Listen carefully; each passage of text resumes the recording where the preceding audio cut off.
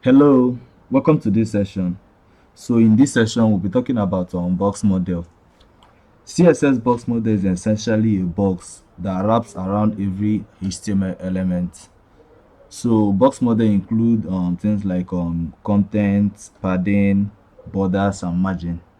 So I've already created the normal HTML file, which is this one. Then I've already linked the style sheet. So I'll go over to the CSS and start styling to show you what I'm talking about. So this is the CSS file. So if I go to the HTML document, you can see that I wrapped all the content of the h1, h2, and p tag inside the div container. So I'll be styling or I'll be selecting the div and use it to show you example of the box model.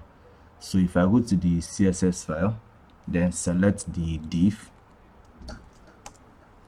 So in this div, you can see we'll be starting off by giving it a background color so that you can be seeing everything. So I'll give it a background color of yellow.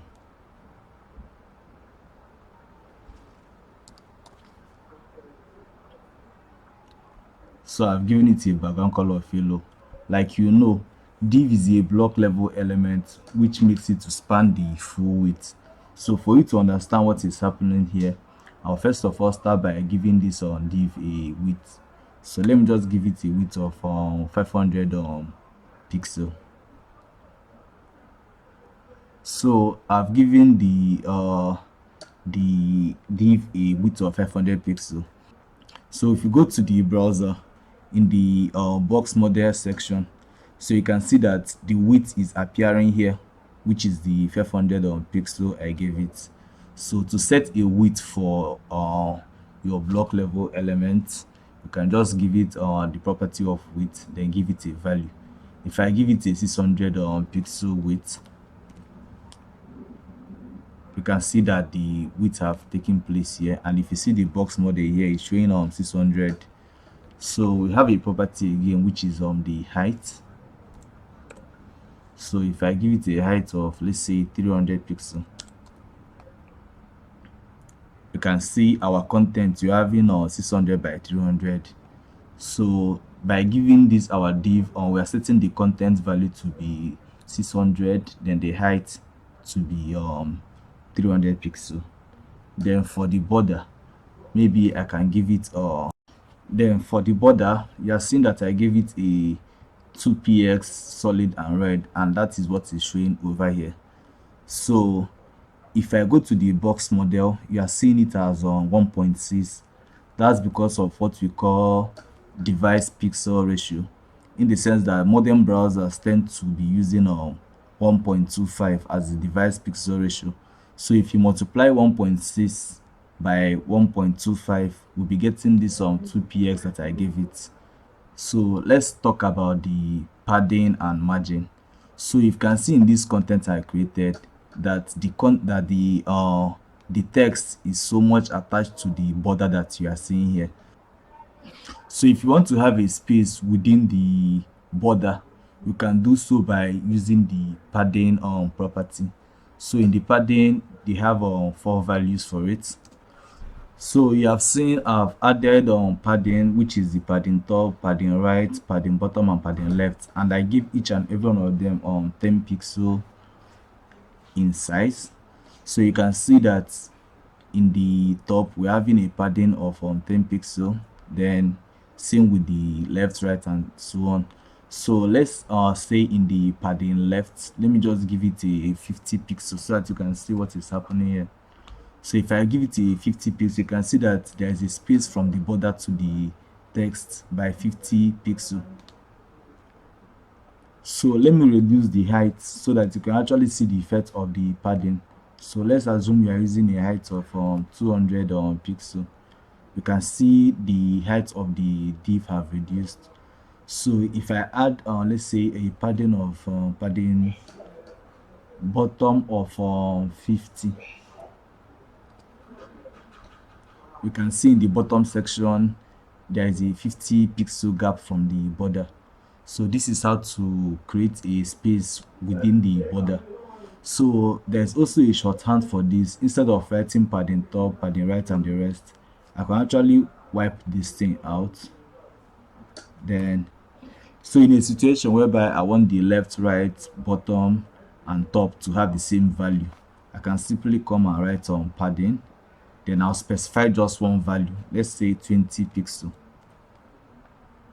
So as I've specified on 20 pixel, you can see in the padding section of our box model, you can see we have 20 here, 20 here, 20 here, and 20 here. That means the four sides have a same padding of 20 pixel.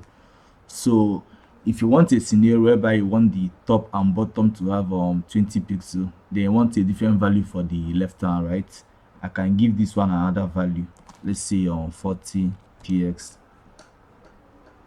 So as you can see, the top and the bottom are having 20 pixel, then the left and the right are having 40 pixel.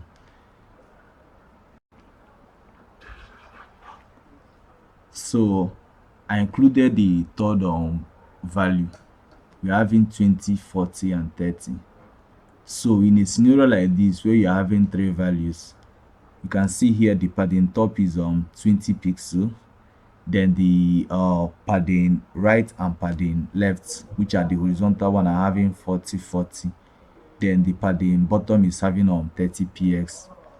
Then if I include the fourth value to it, you can see the first one is on the padding top, which is 20 px. Then we are having 40 px, which is the padding right. Then we're having 30 px for the padding bottom. Then we're having 25 px for the padding left. So a way to remember this is by seeing it as if it's a clock. So we're having top, right, bottom, and left. So this is for the padding. Then in a scenario whereby you want to create a space outside the border, you can do so by using what we call margin.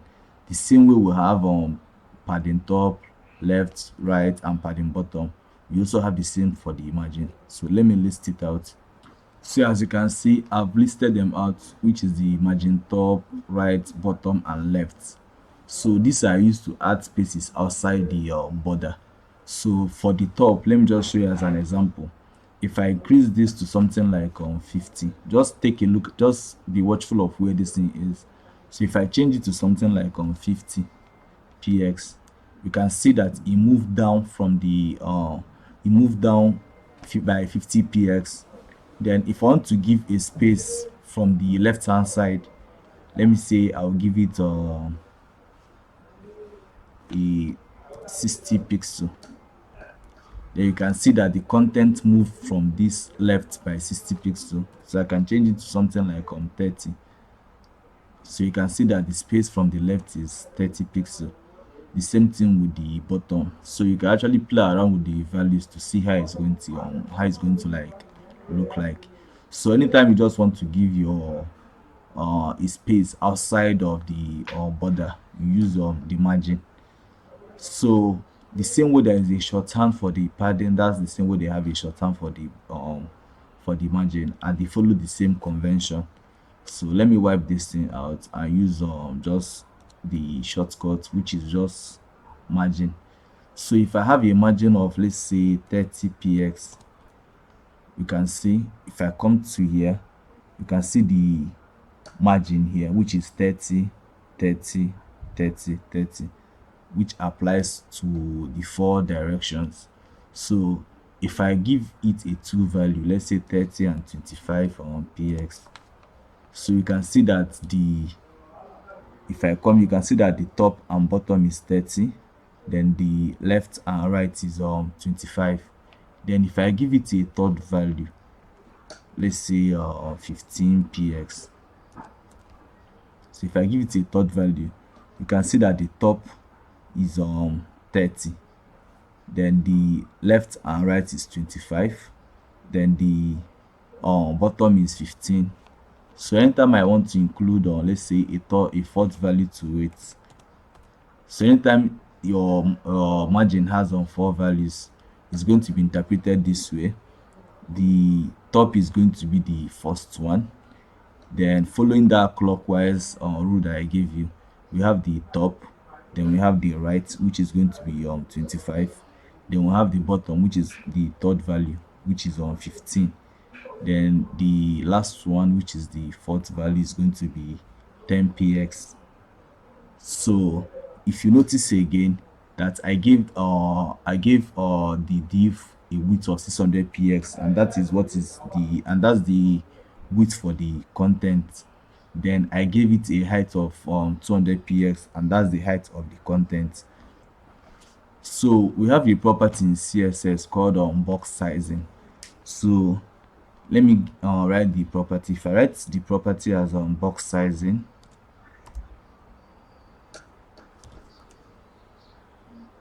so in the box sizing, let me say I give it a value of content box. As you can see, nothing happened. We are still having the width to be 600 px and the height to be 200 px. So this is the default value for the box sizing. So if you want a scenario where you want your width to be the full width of everything, including the padding and everything. So if you want to be sure of the consistency of the width you are having, that I want this element to have something like, if you give it a width of 600 px, and that's going to be the entire width of everything. So you are going to change this from box sizing to border box, which is most recommended when building a website. So if I change it to border box, then let me change the height again, because I think the height I gave this is no longer containing it. So let me just give it a height of 250 px, so that I can actually understand what is happening very well. Okay, I've given it a height of 250 px. So if I go to the box model, you can see that everything here, everything in the div is 600 px for the width, then 250 px for the height. So if you come to the box model, you can see that it have actually done the whole calculation by removing the padding, then this for the border, then for the margin. So the remaining one is going to be the content height and width. So box sizing of border box makes your element more consistent when you are giving it a width and a height. So the width you are giving here, let's say I give it a width of 500 px. So when I give it a property of box sizing and the value of border box, is going to, you can see the content plus the padding and the border will equate this 500 px in terms of the width, and it will equate the height of 250 px, which is more maintainable when designing a website. So see you in our next class.